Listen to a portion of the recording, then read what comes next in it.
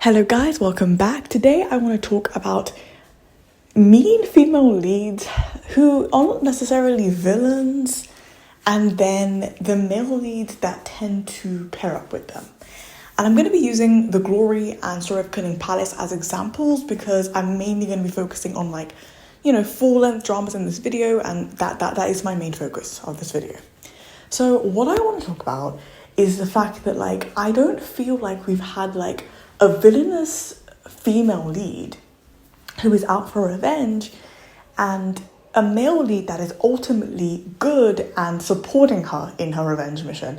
And I'm using The Glory and The Story of Cunning Palace as examples because in Story of Cunning Palace, the male lead is wicked. To the very end, he is a nasty piece of work.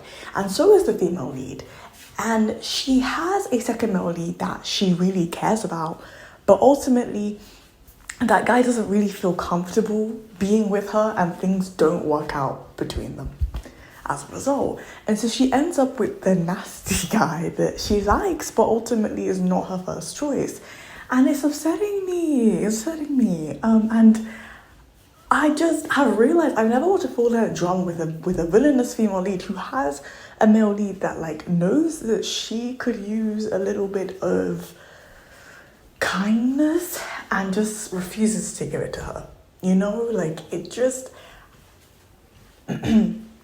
she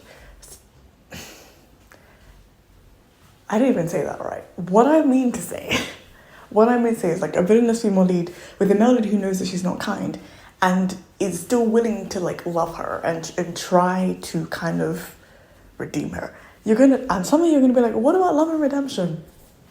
In Love and Redemption, Zwanji isn't really ever villainous in my opinion. She is simply ignorant.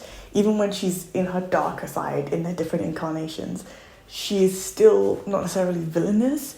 And although, yes, Safang does kind of see her in different modes and still loves her, I'm not really talking about that. I'm talking about a villain who's very intentionally villainous, very, very, very bad, very, very bad, very, very evil, very, very wicked.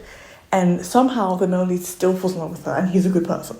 Okay, and not she has some internal kindness that we haven't discovered yet. No. Female lead is a nasty piece of work. Because most of the time, with female leads like that, they just pair them with their male counterparts. I don't like that. I think that it's okay to have her be with a good female lead, good male lead.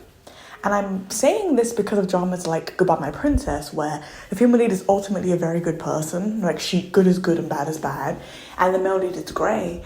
And she loves him in spite of the craziness. And she can't even stop loving him, even though he does so many things to her.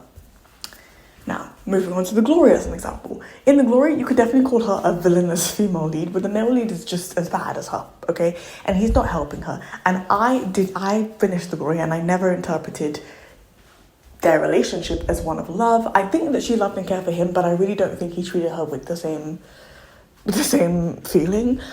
She was a pawn in his game, ultimately, until the very end. And I would have loved for her to have a male lead who really was supporting her and really was doing everything to make sure that she knew that he loved her, that was open, that was kind, that made things obvious. And this conversation is sparked from me finally finishing Love and Pavilion because they released Express episodes.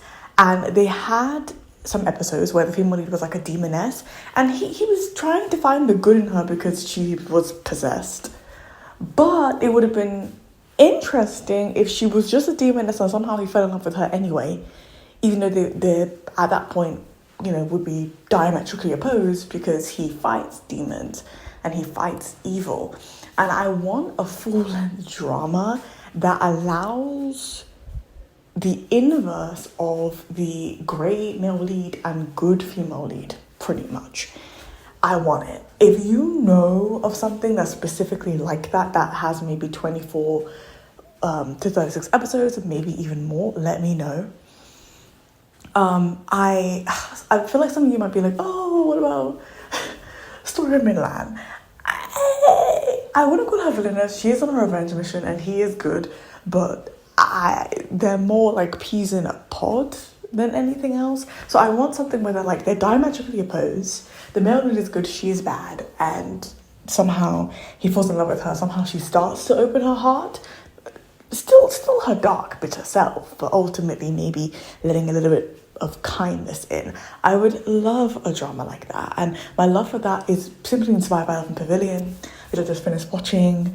If you like Joanne Juan dramas and you actually liked Red Moon Pact and you're a fan of the Fox Bridge matchmaker Manhua and Don Hua, I do suggest you watch Love and Pavilion.